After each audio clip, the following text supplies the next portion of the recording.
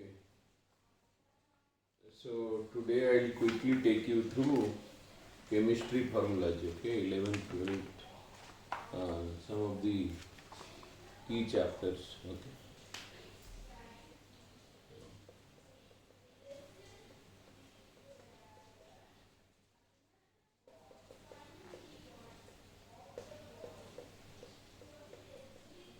Or not exactly formulas, some important points, okay, important points to remember, okay. So I'll start with gaseous state, okay, gaseous state, okay. So here the relationship between the temperature scales, that is the first one, okay. So C minus 0 divided by 100 minus 0 is equal to K minus 273 divided by 373 minus 273 is equal to F minus 32 by 212 minus 32. So,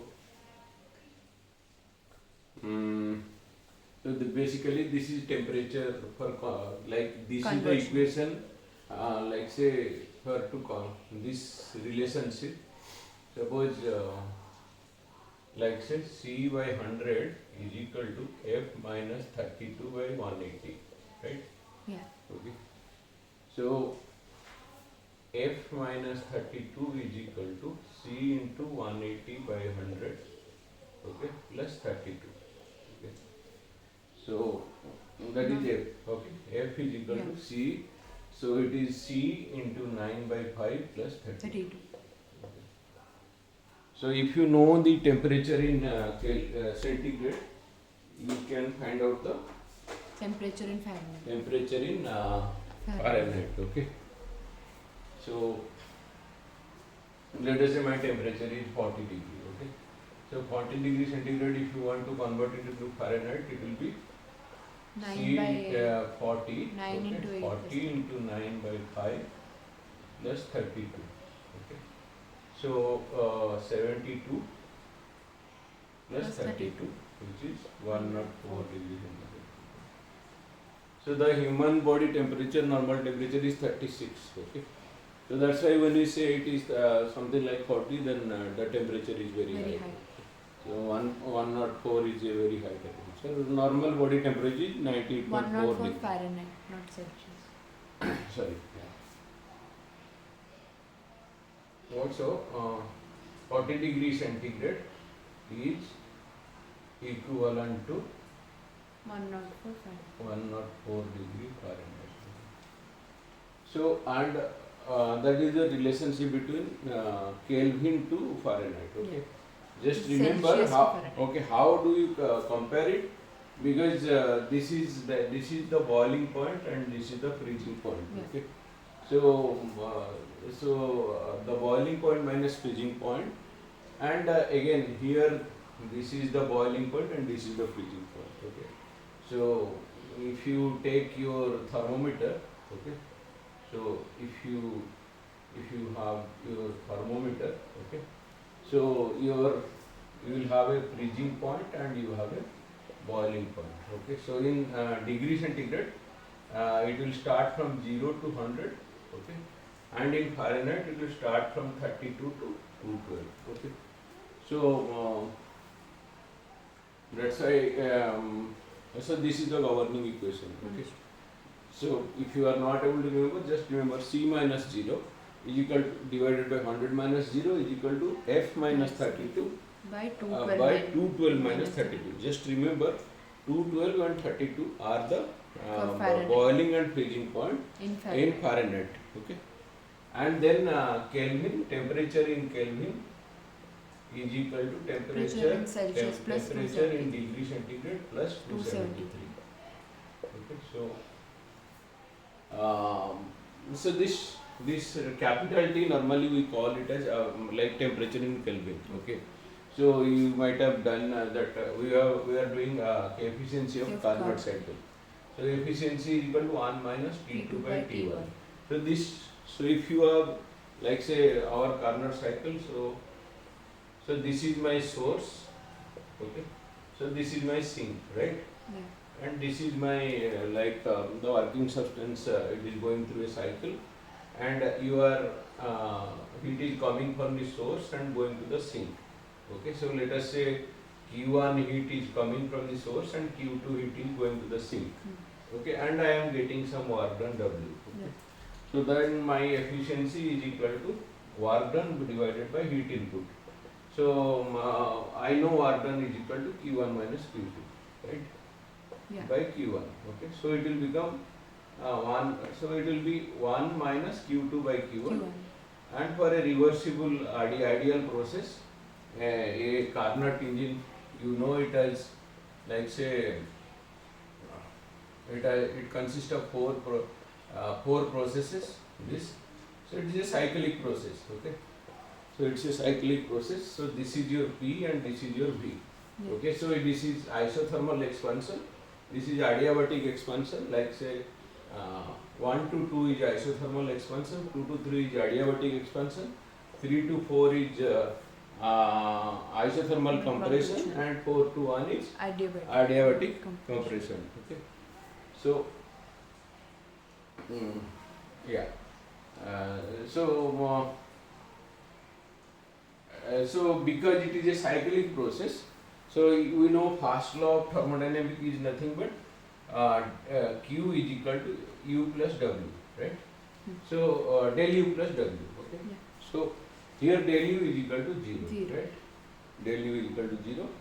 So whatever, so your W is equal to whatever net heat, okay? Yeah. Which is nothing but your Q1 minus Q2. Q2. So W is the net heat, is equal to your work done. Okay. Okay, you can take a picture of this.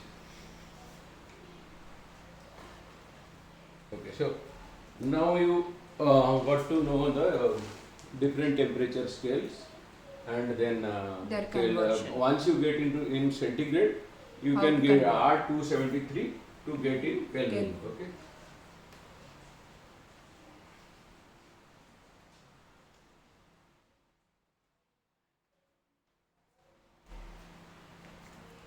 Then Boyle's law. Okay. So Boyle's law. Boyle's law says at Boyle's law. So at constant temperature,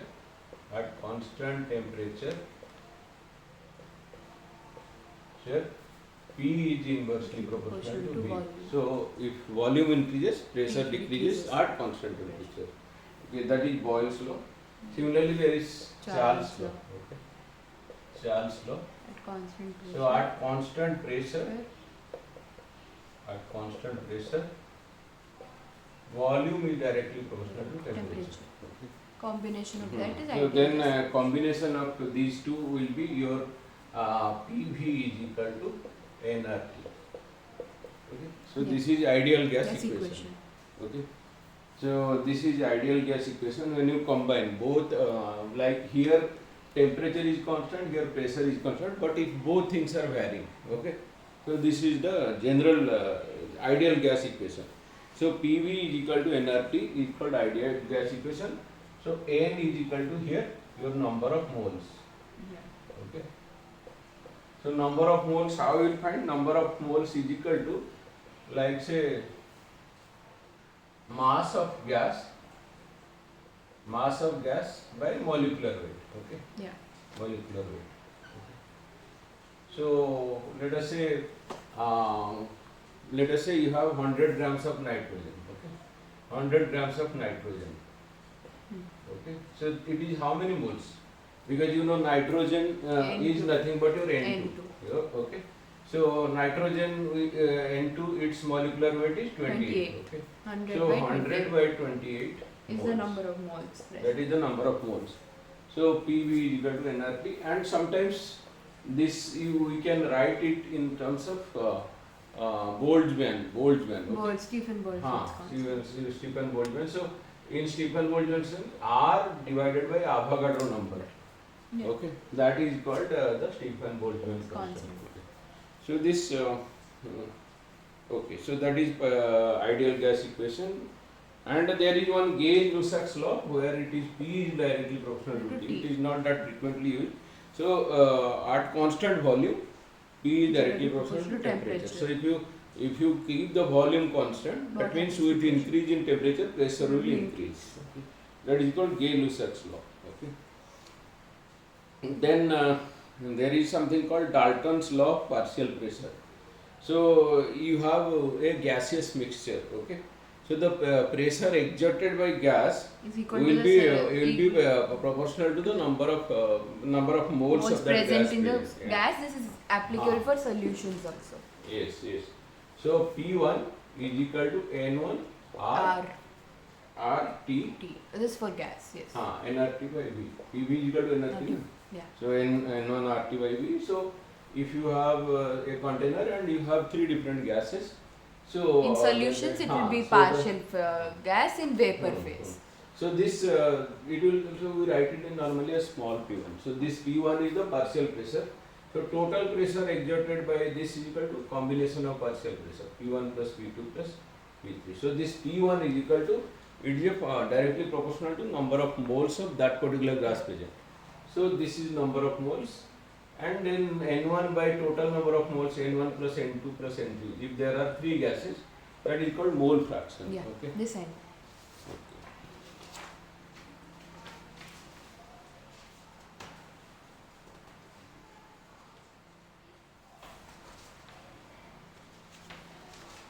Okay, then there is something called average molecular mass. Okay, so total mass of mixture. So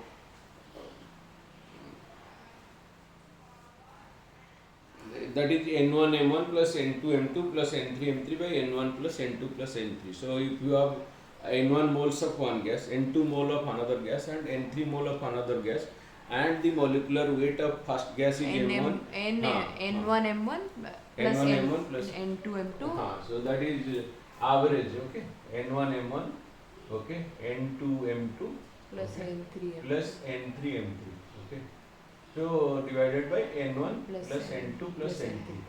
What does this mean? Suppose you have N1 moles of nitrogen, N2 moles of oxygen, and N3 mole of hydrogen.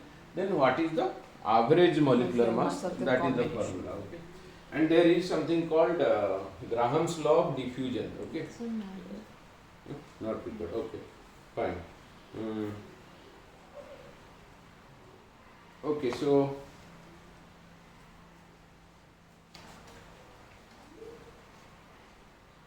then there is one equation called Van der Waals equation that you have to remember. Okay, so this Van der Waals equation, so if you know PV is equal to nRT. Okay, so there is a correction to this. This Van der Waals equation is that pressure will be little more and volume will be little less. So P plus A n square by V square. Okay, V minus NV. Okay, V minus NV. So E is equal to nRT. So this is called Van der Waals equation. So your pressure is, if you go get into the theory, pressure is increased. So this is called Van der Waals equation. It is just a correction of the ideal gas equation. Okay. So you can take a picture, then we will get into thermodynamics. Okay, so this thermodynamics is very, very important because it is equally applicable to chemistry and physics. Okay, so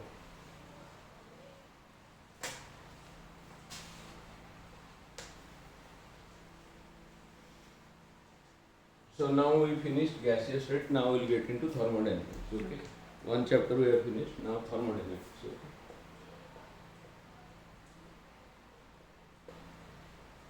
Okay, thermodynamics. So isothermal process that implies T is equal to constant. Okay, thermal temperature is equal to constant. So your PV by T will reduce to PV is equal to constant, right?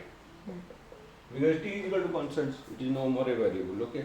Then isochoric, just remember isochoric is volume is equal to constant. Isochoric implies V is equal to constant. Isobaric pressure constant. Isobaric E is equal to constant. Okay. So these are the isobaric. Then there is another process called adiabatic. Okay. Adiabatic. Okay. So adiabatic, in adiabatic process there is no heat addition. So del Q is equal to 0. You are not adding any heat. Okay. So adiabatic process is otherwise represented as P V to the power gamma is equal to constant. Okay. Right. So this gamma is nothing but your Cp by Cv. Okay, Cp is equal, Cp is 7 by 2 r, Cv is equal to 5 by 2 r. So this will become 7 by 5, which is equal to 1.4. Okay, yes. So for mostly for diatomic gas, this is the gamma value 1.4. Okay. Then first law of thermodynamics. Okay. So what does first law of thermodynamics says? So first law of thermodynamics says heat addition is equal to work done plus heat addition is equal to change in internal energy plus work done.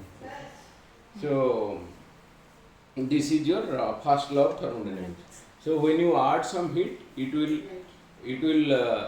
change the internal energy and it will do some work. Yeah. But if it is a cyclic process, there is no change in internal energy because there is no change in temperature. It comes back to its original so position. Del Q will be del U is equal to 0. Okay.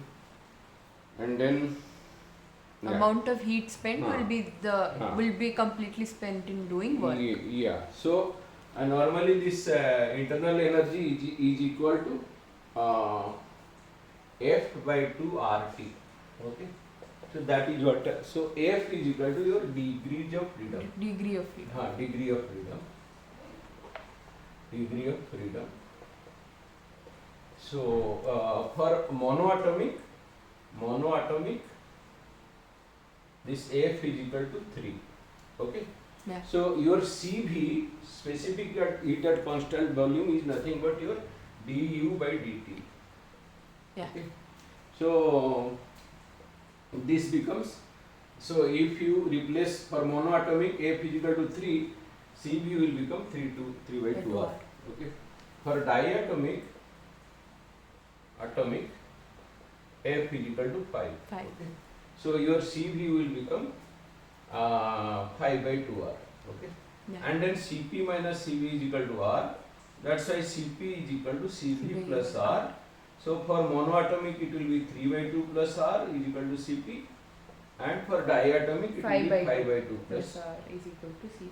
5 by 2 r plus r equal to Cp. So then you can find out Cp by Cv and all that. Okay. So this is and then now take a picture, then I will get into specific heat and all that. Okay.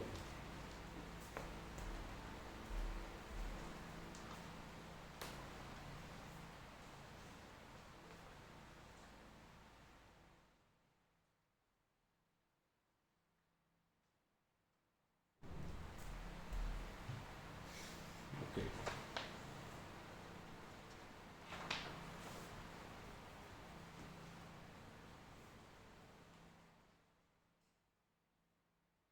So we know that del Q is equal to mCp delta T. Okay. Sorry, mC delta T. Okay. For any solid or liquid substance, it is mC delta T. For gas, it will be either Cp or Cv. It all depends. Okay. So, specific heat. Okay.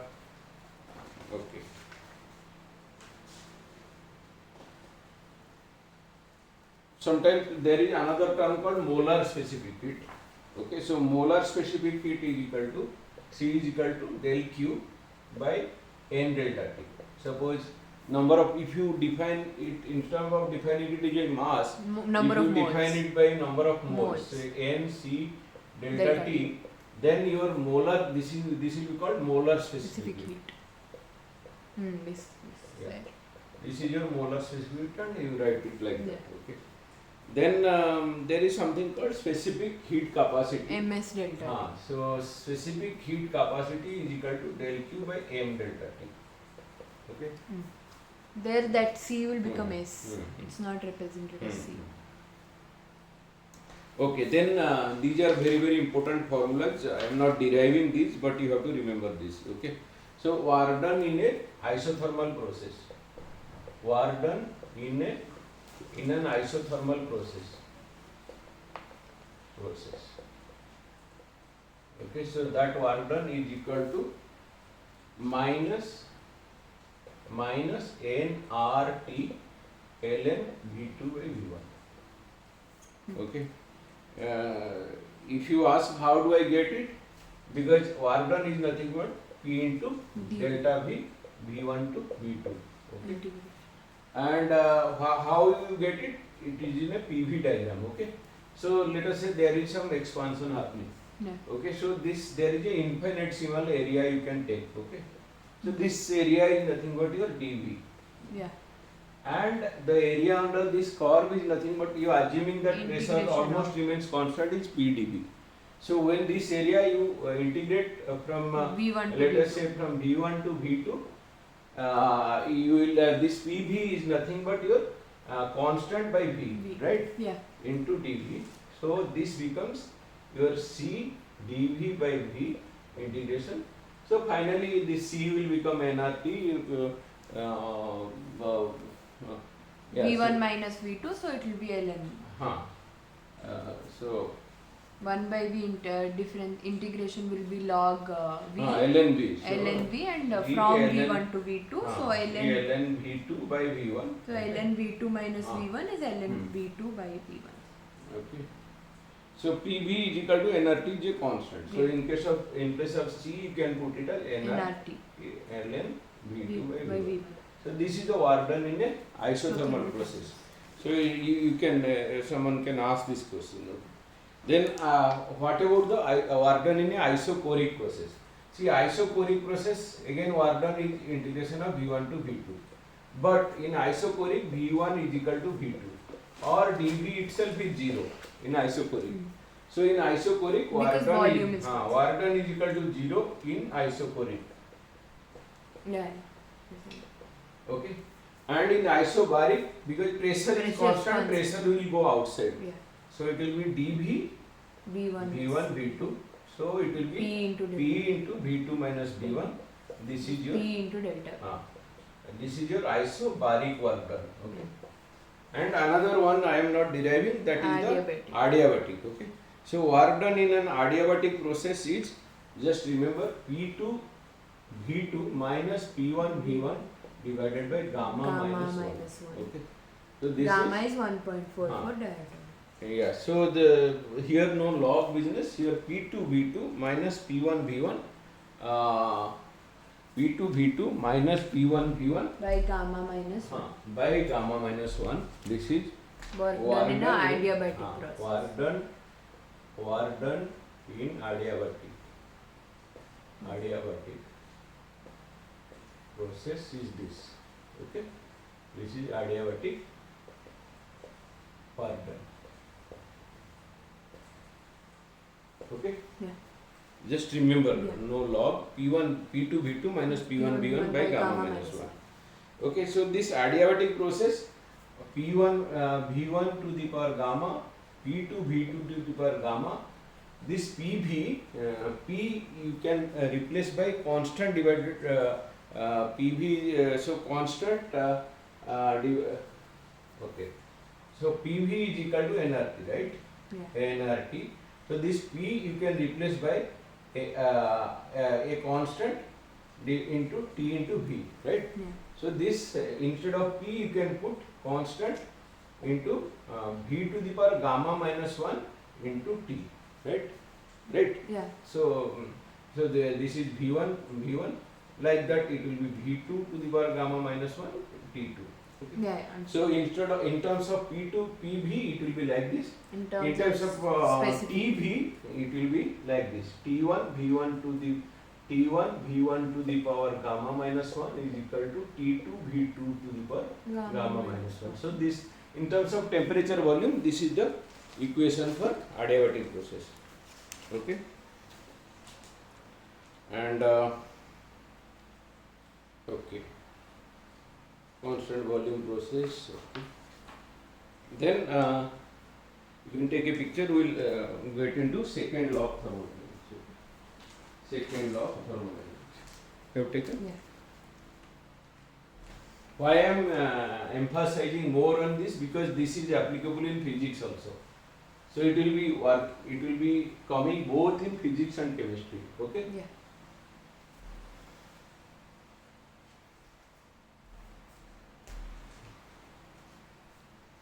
Okay.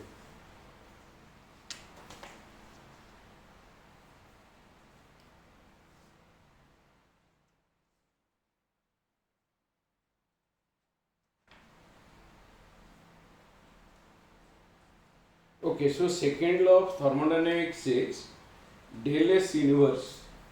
Second law of thermodynamics. Second law of thermodynamics.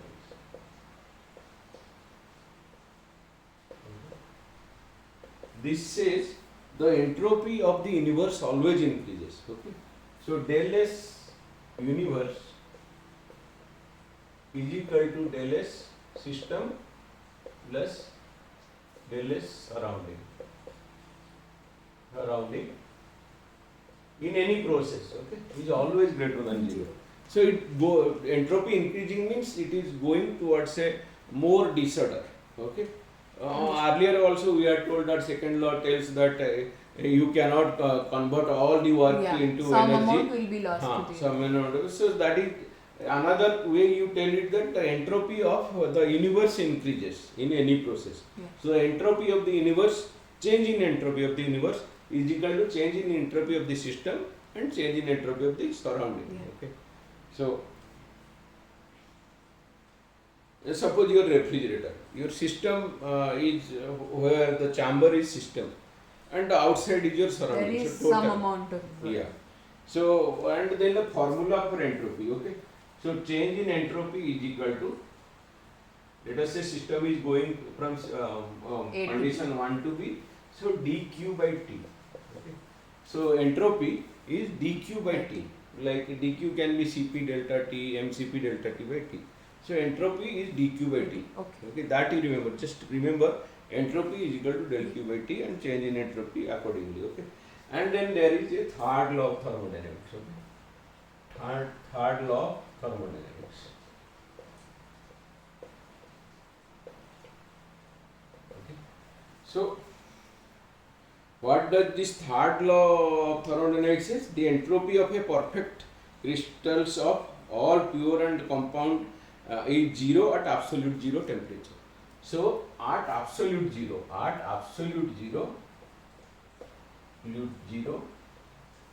entropy is 0. That is the third law. So entropy of a perfect crystal of all pure elements and compound is 0. So what is absolute 0 actually? So this is 0 degree centigrade means it is 273 Kelvin. Okay. So this minus 273 degree Kelvin is called absolute 0. Okay. That means you will add another so minus 273 degree centigrade is called absolute 0, because when you add 273 it will become 0 degree Kelvin. So temperature in Kelvin scale is 0, that is called absolute 0. temperature. Okay, so at this temperature entropy is equal to 0. That is called third law of thermodynamics. Okay, so we have covered second law and third law. Okay. Okay. Then we will get into this ionic equilibrium and the pH.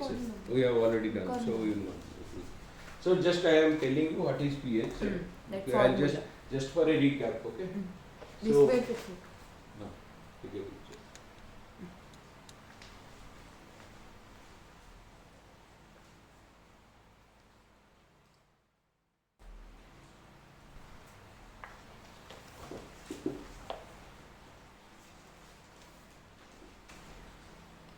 So pH, so for anything,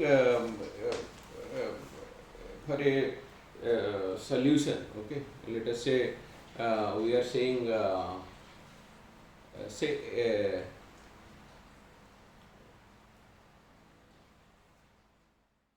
So let us, we are doing a H2SO4. So when it breaks, okay, so it will be 2H plus SO4 minus, right? Yeah. Right.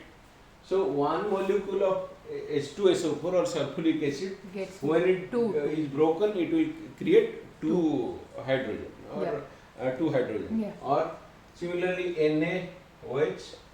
We'll Okay, leave this one. is sodium hydroxide. One When it breaks, Na it will plus become plus Na plus OH minus. OH minus. Okay.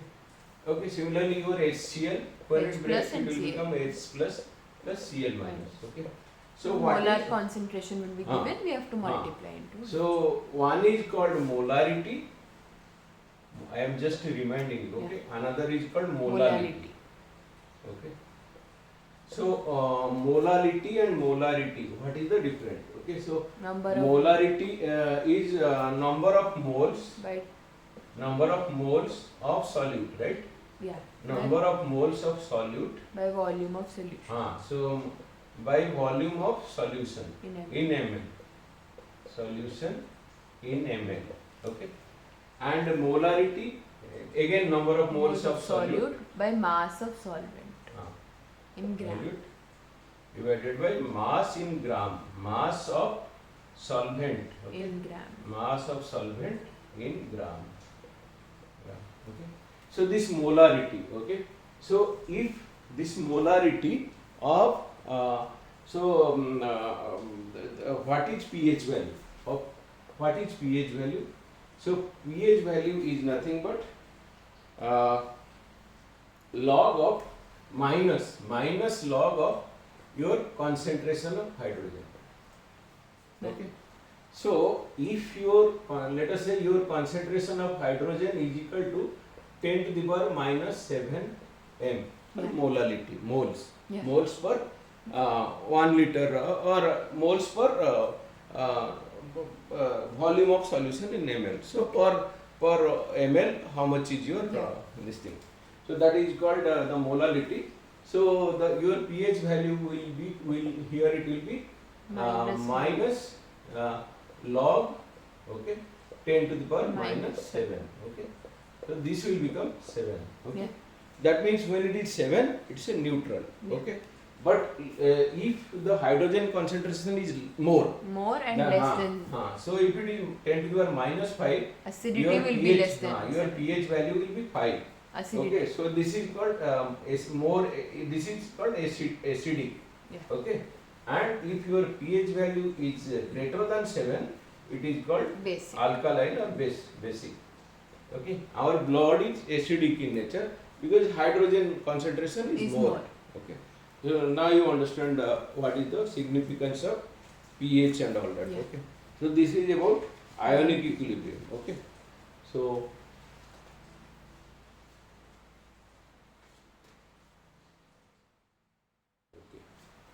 then electrochemistry, we had done it just recently. You know the numericals and all that need to be solved. Okay. Okay. You take a picture of this, then we will get into the next chapter. Okay, so you are able to understand. Yeah. So this chapter is on ionic equilibrium. This chapter was on ionic equilibrium. Okay.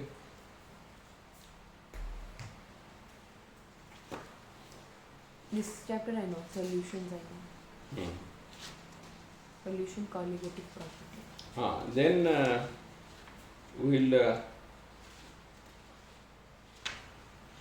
we'll get into chemical kinetics. Just quickly we'll go through chemical kinetics. That is fine. Okay. Chemical kinetics.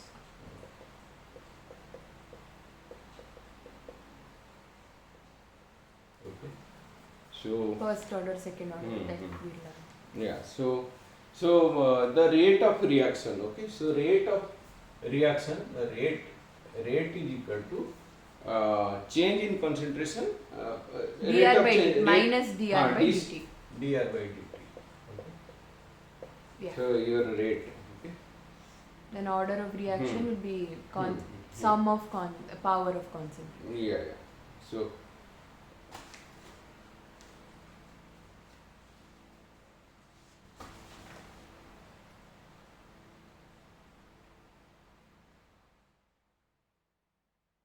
so let us say how do I find the order of reaction? Okay, let us say M1A plus M2B is giving me some product. Okay, some product. When they are reacting with each other, I am getting some product. Okay, then the rate of reaction, this rate of this reaction, uh, actually rate is not dr by dt, it is dc by dt, concentration. You can write. Okay, no, as per this it is written as dc by dt, and dc, c is nothing but your mole per liter, mole per liter, because that is the molar, concentration. That is molarity, mole per liter. Okay, so your R is directly proportional to A to the power P, B to the power Q. Okay, if this is the case, and so P may or may not be equal to M1, that you remember, and Q may or may not be equal to M2. So P is the order of reaction with respect to reactant A, Q is the order of reaction with respect to A. So P plus Q is called overall order of the reaction. Overall order of the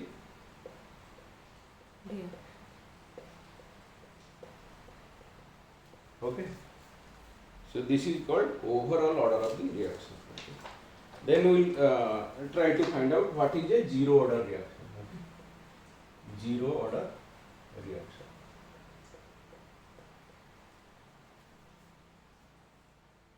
So if your rate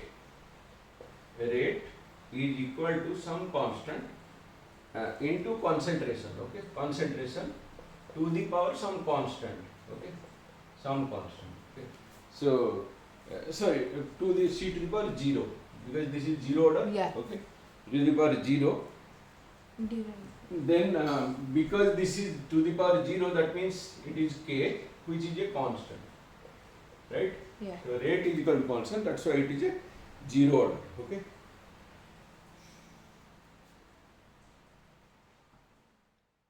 So this is nothing but final formula.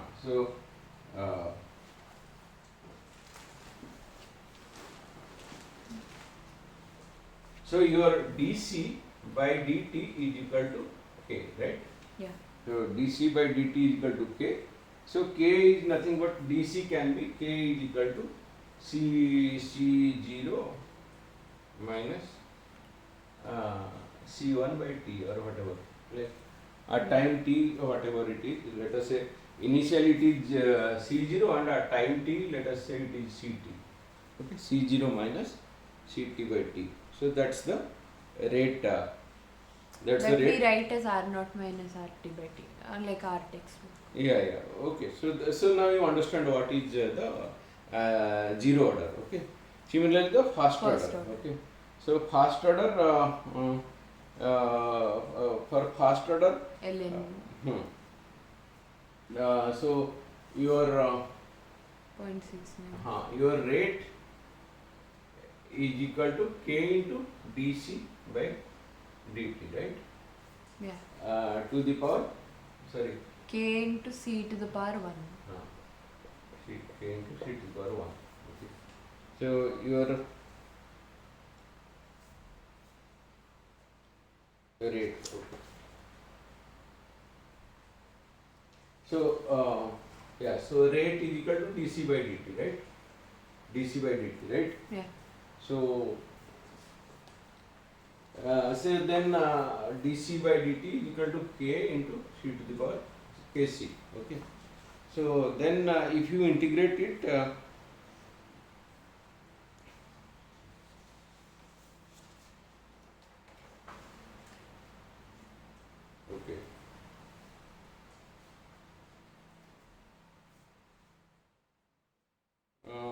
to the product, then what is this one? T is equal to, what is the T?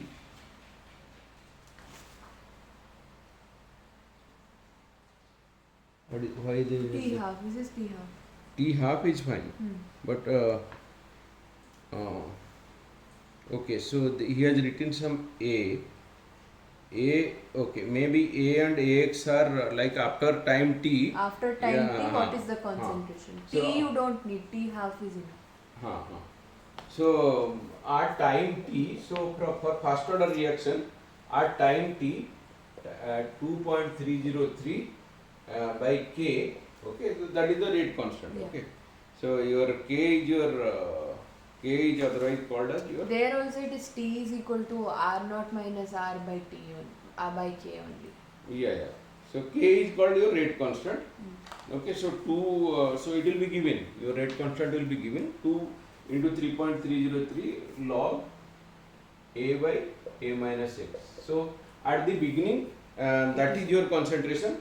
At time T, X is your concentration. A minus X. So your time so this is T is equal to this is this, and so for A to become so T will become half life or half when X become A by 2. Yeah. So in that case it will become 2.303 by K log 2. Log A by A by 2, so this become log 2. So this will become 0.693 by K. It will become 0.693 by K. Okay, so for a fast order reaction, Half-life. for a fast order reaction, this is called a kind of half-life in radioactivity, 0.693 by K. So in radioactivity also you can correlate. Yeah. That is also rate constant or whatever. Okay, that is called disintegration constant. There we used to tell it. Okay, so that is the fast order. Okay, zero order and fast order. Okay, then graphical representation and all you can refer. Okay, so. You've taught this. Okay, so you can look at it. So now we are done with chemical kinetics. Okay. So you can correlate this with your nuclear physics. So I may not get time to touch upon nuclear physics. You can see what is alpha, beta, gamma ray, what is applied. At least look at those, and also nuclear reactor. What is the control rod? What is the moderator and all that? Just have a look at those. Okay. So now we are done with chemical kinetics. Okay. Over. Okay, fine. So beyond this, you have periodic table. Okay. So periodic table, you have to study S block element, P block element, SPDF. So separately, S block element, P block element, D block element, and F block element. What are the properties of S block, P block, D block, and F block? You have to read through all that. Okay. What is alkali metal? What is alkaline earth metal? What are halogens and what are inert gases? Like groups. There are 18 groups. There are 7 periods. So in 18 groups, first 2 groups are S block. Then in the middle you have D block. At the end you have P block.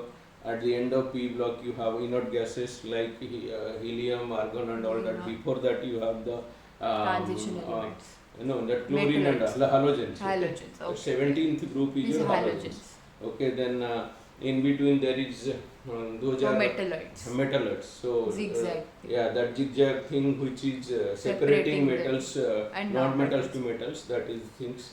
So and what are the isotopes and other things?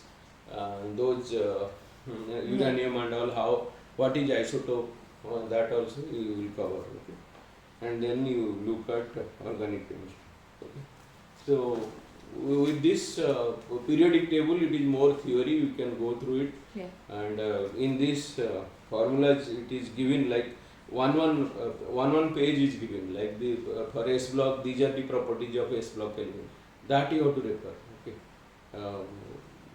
There are some specific properties related to S block, specific properties related to P block, specific properties related to D block, specific property related to F block. Yeah. So all that you have to read through and then we will do physics tomorrow morning. Okay. Thank you.